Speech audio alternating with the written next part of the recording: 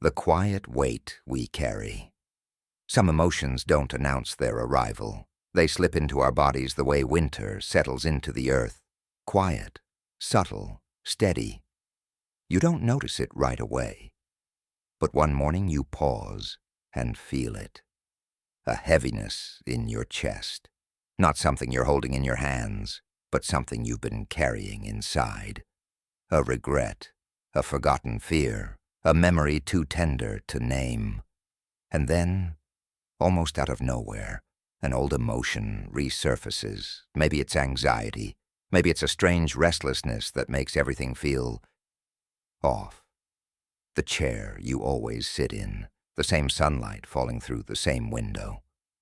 But something inside you feels different. That's when the question whispers, can I really let this go? Can I truly heal what's lived inside me for so long? We're often told that time softens pain, that age brings wisdom, that distance eases grief. But what if that's not the full truth? What if what you're feeling isn't weakness, but a message your body still remembers? You're not alone in this. Many of us, especially as we grow older, find ourselves revisiting old stories, not by choice, but because they've woven themselves into the fabric of our breathing. We mistake familiarity for identity. We begin to believe that real, deep transformation is no longer possible. But the Buddha teaches us, nothing is fixed, not the mind, not the heart, not even the story we've repeated to ourselves for decades. Imagine your thoughts as monkeys, leaping from one memory to the next, never still. But beneath that chaos, there is always a lake, still, quiet, reflective. It's been there all along, waiting. And when we stop stirring the surface, the reflection becomes clear. That's where healing begins. Not with effort, not with force, but with presence. True presence. So ask yourself this, can you sit with what is, without needing to fix it, flee it, or fight it? Let us begin that journey together. Chapter 1. Emotional Addiction, the Invisible Chain. There's a kind of hunger no one talks about, not for food, not for wealth, not for praise, but for certain emotions, sadness, anger, anxiety, even bitterness. We say we don't want them, yet we find ourselves returning to them again and again. Like an old song you didn't ask to hear, but somehow it plays softly in the background of your life, familiar and strangely comforting in its sorrow. Here's the truth. The mind tells stories, but the body craves repetition. If your body has lived in a state of tension, stress, or resentment for years, it starts to seek that state, not out of desire, but out of familiarity. And the familiar? It feels like home, even when it hurts. This is what we call emotional addiction, an unconscious attachment to emotional patterns that no longer serve us, but have come to define us. And here lies a quiet tragedy. Many people, especially in their later years, aren't suffering because something is wrong now. They're suffering because their body is still reacting to what happened then. I once met a woman who confessed, almost ashamed, I think I've been angry for 20 years. I don't even remember why anymore. But without that anger, I don't know who I am. Her story isn't rare. Maybe you've known someone like that. Or maybe you've seen it in the mirror.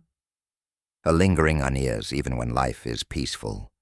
A quickness to feel insulted. A resistance to let go, even when the past is long gone. The Buddha once said, "You will not be punished for your anger. You will be punished by your anger." And what a punishment it is, to be caught in loops of emotion that play over and over, like a broken record you can't turn off. But here's the gentle truth. Your emotions are not your enemies. They are messengers. They are clues. They are signs that something within you hasn't fully healed. The problem comes when we confuse those emotions with who we are. I am anxious, we say. I am bitter. But those are not facts. They are feelings. They are passing weather, not the sky itself. So how do we begin to break the chain? We start not with blame, not with guilt, but with awareness, gentle observation. We sit quietly, like watching the ocean from a hilltop, and we ask, when does this feeling arise? What thoughts come with it? What memories surface alongside it? And most importantly, can I stay with it without turning away? Am I choosing this or reliving it? There's a question we rarely ask ourselves. Am I truly choosing this emotion? Or am I simply reliving it? In Buddhist practice, this is the essence of mindfulness, to witness without clinging, to observe without reacting, just as a monk watches his breath, not to change it, not to fix it, but to be fully present with it. We too can begin to watch our emotions this way, not to become them, not to fight them, but simply to see them. There's a story in the sutras. A man is struck by a poisoned arrow, but instead of removing it, he insists on knowing who fired it, what the shaft was made from, what village the attacker came from. And as he waits for answers, the poison seeps in. How many of us are just like that man? We hold on to pain, to grief, to anger, demanding explanations from the past. All the while, the emotional poison spreads silently within us. Healing begins the moment we stop needing to justify our suffering and simply choose to set it down. It's not easy. It's not quick. And yes, it may feel uncomfortable at first, maybe even frightening. But there is a quiet freedom on the other side, a freedom that whispers, you are not your sadness. You are not your past. You are the awareness behind it all. To those who say, I can't change. I've felt this way for too long. I offer this image, a field covered in snow. Year after year, buried in white, it may forget the feeling of spring. But spring still comes, slowly, softly. And when it does, the snow doesn't melt with fire, but with light. And so it is with us. Let us not begin with blame. Let us begin with breath, not with resistance, but with gentle curiosity. Because while the chain may be invisible, it is not unbreakable. Chapter 2. The body remembered. And so the soul must awaken.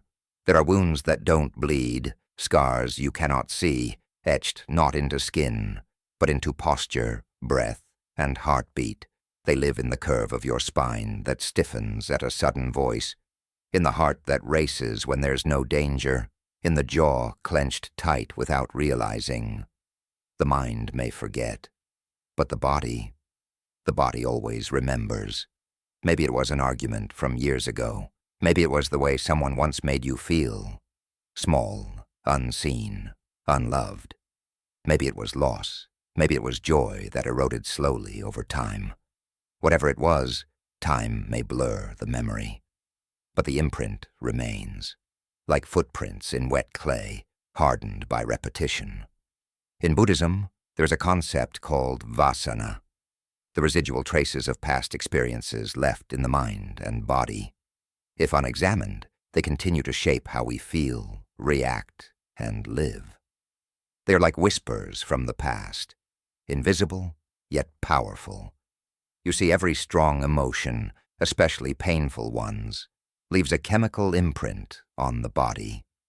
Trauma doesn't just live in the mind as a story. It alters your biology. Your body floods with stress hormones like cortisol and adrenaline. Muscles tense. Breath shortens.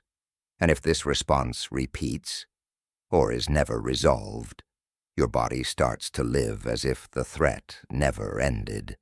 This is why so many people, especially in their later years, are not reacting to what's happening now, but to what happened then. It's as if the body becomes a loyal guard dog, always alert, always on edge. even when the danger is long gone.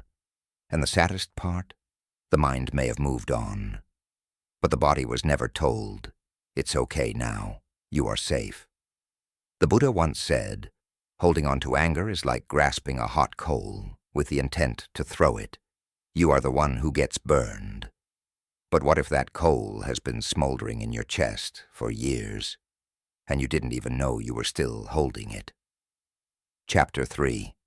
The Man with the Stone and the Power to Put It Down. There's an old story. A man wandered the forest for decades, his back aching beneath the weight of a pack filled with heavy stones. He believed that someday, somewhere, he would meet someone who could explain why he had to carry it. But no one ever came, and one day, exhausted and worn, he sat beneath a tree and whispered into the breeze, "Why am I still carrying this weight?" The wind, wise and gentle, answered softly, "Because you never thought to set it down." So how do we set it down? Healing, true healing, is not only a mental process, it's a full return of the body, the breath, the heart, to safety, to softness, to presence. It's not just about thinking differently, it's about feeling differently, breathing differently, being differently. When you sit in meditation, or simply place a hand on your heart in a moment of stillness, you are doing more than calming your thoughts. You're sending a message to your body. You're safe now. You can let go. I've returned to this moment. I'm finally home. That's why healing practices, from ancient Buddhist breathwork to modern neuroscience, always start with the body. Because the body must be part of the transformation. It cannot be left behind. A monk once said, "You cannot step into peace while dragging every old battle behind you." Yet that's exactly what so many try to do. Speaking of forgiveness while their muscles are clenched in defense, seeking peace while their body still braces for harm. But when the body finally receives the message, there is no tiger, there is no shame, there is no sword swinging behind you anymore. Everything begins to shift. The nervous system steadies, the breath deepens, the body softens. Sleep returns, and joy, quiet, gentle joy, comes back to visit. Not the loud kind, but the kind that sits with you in a garden, in the hush of early morning light, the kind that no longer feels lonely in silence. To awaken the soul is not to erase the past, it's to free yourself from its grip, to say with love, "Thank you, body, for carrying me through it all. Now let us walk lighter." Healing is not forgetting, it's remembering, with peace. Chapter 4. Rewiring the Mind, How Meditation Recreates the Self. There comes a point in life, usually when the noise begins to fade and the years stretch longer behind than ahead, when we begin to ask, is this it? Is this the shape my life must take? From now on. And then, maybe while sipping tea alone, or watching rain gather on the window pane, a bolder question arises. What if I'm still capable of change? Many people believe their emotional patterns, their inner reactions, their very personality are set in stone, especially in their 60s or 70s. This is who I am. I've been this way for decades. But what if that's not true? What if these aren't who you are, but simply who you've rehearsed being? In Buddhist teaching, the mind is not a fixed structure. It's a river, constantly shaped by where we place our attention. Where attention flows, the mind forms its grooves. Every thought, every reaction, every habit. These are not life sentences. They are paths worn by repetition, and paths, they can be walked back. Modern science now echoes this ancient wisdom.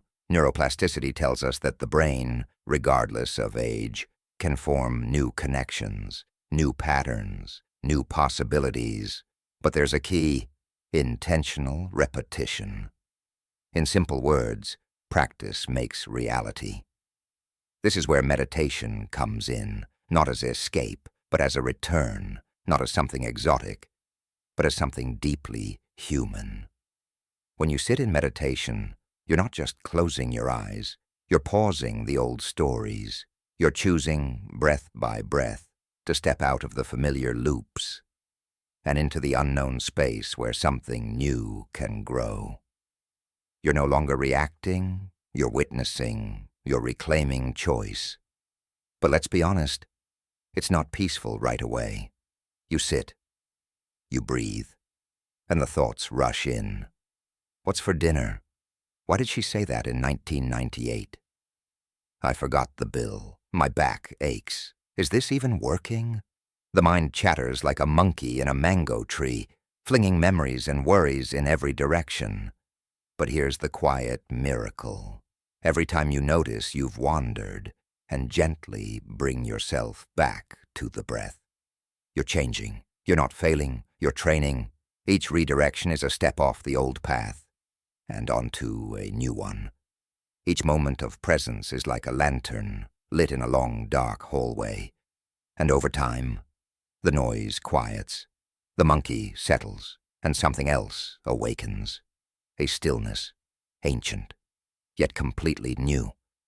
A realization there's a self within you untouched by fear, not bound by history, the you before the pain, the you beneath the patterns. The Buddha once said, "What we think, we become." In meditation, we don't just think. We feel the future we want to live. We imagine kindness. We practice gratitude. We sit with love, not waiting for it from others, but stirring it from within. And slowly, the mind stops reacting from the wounds of yesterday and begins responding from the wisdom of now. The garden of the mind, blooming through presence with steady watering, of breath, of presence, of self-kindness. New flowers begin to bloom, and slowly, the old ones, the weeds of worry, guilt, and resentment, they lose their place. They can no longer root themselves in the soil you've softened. You may be wondering, is it too late for me to change? Let me offer you this. The mind does not age. Only the stories we tell about it do. So yes, even now, especially now, you can choose a new thought. You can feel a new feeling. You can take a new breath. Because meditation is not about escaping life. It's about meeting it with clarity. It's about returning to the self you were always meant to become. Chapter 5. The Heart's Coherence, a Portal to True Healing. There is something sacred about the heart, not just as a physical organ beating in the chest, but as the compass of the soul. The mind may analyze, compare, remember, and project. But the heart simply knows. It recognizes truth without needing debate. It holds grief without resistance. And when given space, it heals. Not loudly, but completely. For many of us, especially as we grow older, we think of healing in terms of medicine, appointments, pills, results. But deep down, we know true healing doesn't always happen in a clinic. Sometimes healing happens in silence, in the moment your heart softens for the first time in years. Because the heart is not just a pump. It has its own rhythm, its own intelligence. Modern science now confirms what Buddhist wisdom has long whispered. The heart and the mind are deeply connected, not just metaphorically, but biologically. When the heart enters a state of rhythm, what researchers call coherence, it sends a signal to the brain that all is well, that we are safe. It says, you can stop surviving, you can start living. But here's the key. Coherence doesn't come from thoughts. It comes from feelings, gratitude, compassion, forgiveness, and most of all, that gentle, spacious love that simply says, I see you. I accept you. You are allowed to rest now. In Buddhist meditation, there's a practice called metta, loving kindness. It begins simply by sending well wishes to oneself. May I be well. May I be safe. May I be at peace. Then, like ripples on a still pond, that love extends outward. To those we cherish, to strangers, and yes, even to those who once hurt us. This isn't just poetic, it's physiological. When you feel sincere love, your heart's rhythm shifts, becoming more balanced, more harmonious. And when that happens, your brain quiets, your nervous system relaxes, your body opens, gently, naturally, to healing. I remember a story of a war veteran, a man hardened by what he'd seen, memories too heavy for one heart to bear. He lived with insomnia, panic, and despair. Years passed and nothing helped, until he joined a quiet retreat. He didn't expect much, but during a meditation, asked only to place a hand on his heart and breathe slowly. Something within him cracked open. He wept, not from sadness, but from release. He later said, "It felt like my heart remembered how to feel again." That moment, when the rhythm of the heart aligns with peace, is not a miracle. It's biology meeting grace, the whisper of forgiveness, unburdening the heart. We carry so many old wounds, and sometimes the questions feel impossible. How can I feel love when I still feel betrayed? Why should I forgive when they never even said sorry? These are fair questions, but they are also chains, because forgiveness, true forgiveness, isn't about excusing. It's about unburdening. It's not a gift for the one who hurt us. It's a release for the one who's been carrying the pain, us. The Buddha said, "Hatred does not cease by hatred. It ceases by love. This is the eternal law." When we practice forgiveness, not through words, but through breath and presence, we're sending a message to the heart. You can stop bracing now. The danger has passed. And the heart, wise and waiting, listens. It softens. It opens. And when the heart opens, the whole body follows. Hormones shift. Inflammation eases. The immune system strengthens. The body begins to repair itself. Not because of medication, but because it no longer has to prepare for war. This is the quiet power of true healing. Emotional, spiritual, and cellular healing. It doesn't begin in the mind. It begins in the space beneath your palm, in the silent rhythm that says, "You are not broken. You have simply been bracing." Sit with your heart, not to fix it, but to feel it. Breathe into it. Like a wordless prayer, let love rise. Not because everything is perfect, but because you are ready to stop fighting the past. Because the door to healing, it does not open with force. It opens with a whisper. Chapter 6. From Reaction to Creation. Building the New Self. There comes a moment, quiet, sometimes aching, when we see the truth. Much of our life has been lived in reaction to pain. We didn't mean to carry the past this long. We just never knew how to set it down. So many of us shaped our identities around what went wrong, around who hurt us, around what we lost. And even now, after all these years, we wake up as the same version of ourselves. Not because we chose it, but because we rehearsed it. Someone once told me, "I don't know who I'd be without my sadness. It's been with me so long, it feels like home." Another said, "I've been bracing for something bad for 30 years. Nothing ever comes, but I still can't stop waiting." These aren't rare stories. They're deeply human truths. But somewhere inside, something softer whispers, there's more. There is something beyond this repetition. Not just freedom from the past, but freedom to create something new. In Buddhism, there's a simple but profound reminder. You are not your thoughts. You are the awareness behind them. If that is true, then you are not your patterns, not your fears, not your pain, not even your history. You are the artist, you are the canvas, you are the breath before the first brushstroke. So how do we begin? It starts with recognition. Every reaction, every flash of anger, every loop of worry is not a curse. It's a path your brain has practiced. But here's the miracle. You don't have to keep walking it. Imagine standing at a fork in the road.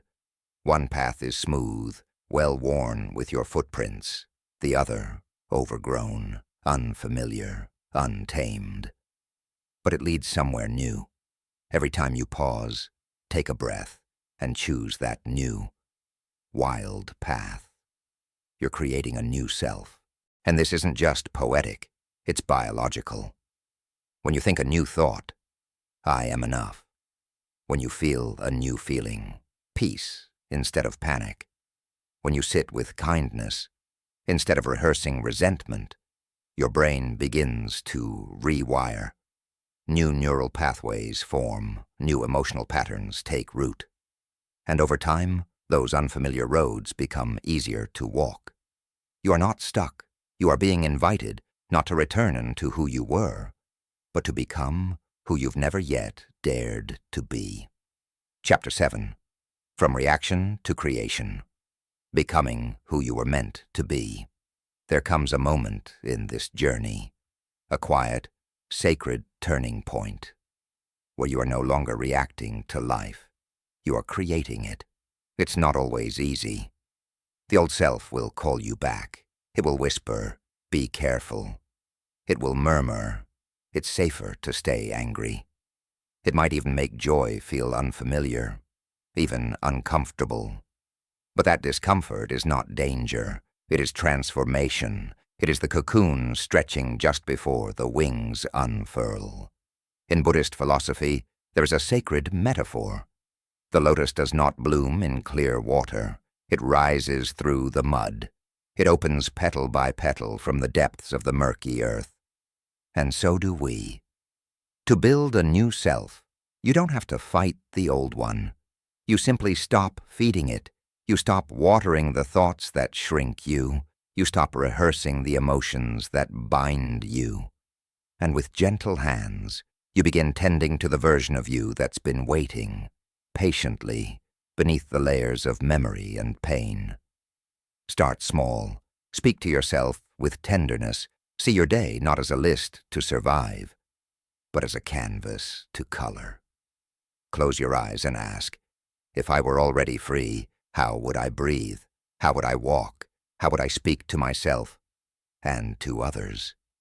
Then begin, not perfectly, but sincerely. And over time, your biology will catch up. Your nervous system will believe you. Your life will begin to reflect back the self you are becoming. The Buddha once said, each morning we are born again. What we do today is what matters most. What a miracle that is. To wake up not as a prisoner of the past, but as a creator of today. The canvas is before you. The brush is already in your hand.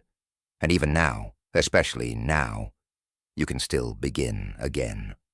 The journey home to yourself. And so, we return to where we began.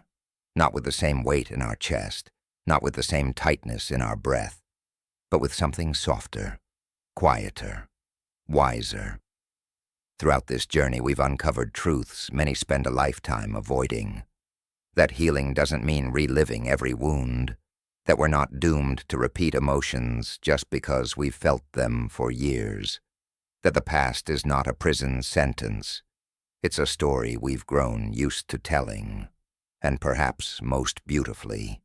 We've remembered that meditation isn't some faraway ideal. It's not about sitting in perfect silence. It's not about pretending to be peaceful. It's about returning to the breath, to the moment, to the self. Meditation is the medicine only you can give yourself. Every breath you take with awareness is a quiet act of freedom. Every time you choose presence over reaction, you are starting a revolution within. Every moment you sit with your heart, not to fix it, but to feel it is an offering of love. The Buddha said, "You only lose what you cling to." What a powerful truth that is, because so often it is not the pain itself that holds us down, but our grip on it. The need to analyze it, to justify it, to keep it close so we don't forget who we became because of it. But beloved, you are allowed to loosen your grip. You are allowed to step out of the armor that once protected you. You are allowed to become someone new, not in spite of your past, but because you finally honored it and chose to rise. So I ask you now, gently but clearly, what emotion has lived inside you for too long? Is it fear, anger, guilt? Who might you become without it? Who would you be without the story that keeps looping in your mind? Take a moment with that. Don't rush past it. Let it sit. Let it breathe. Because this is the beginning of your return. Welcome home. A soft goodbye, a quiet beginning. Because the next chapter of your life does not have to be written by the same pen. You can lay it down. You can begin again. Start with one breath, just one. Not a breath shaped by worry, not the breath of regret or rehearsed pain, but a breath that belongs only to this moment, a breath that does not belong to fear, but to peace. And that is enough. That is everything. If something in this message touched your heart, even just a little, if it reminded you of a truth you once knew but had forgotten, or opened a quiet door inside you that you didn't realize was still closed, then please share this video with someone else who carries quiet battles in their chest, someone who may need to be reminded that it is never too late to soften, never too late to let go, and never too late to return home to themselves. And if you'd like to keep walking this path with us, gently, slowly, and with wisdom, then we invite you to subscribe to Quiet Wisdom. Because we are not here just for answers. We are here for the stillness, for the softness, for the truth that can only be heard when everything else becomes quiet. Thank you for being here, truly. May your breath be calm, may your heart be light, and may you always remember. Healing is not about who you were, but who you are becoming.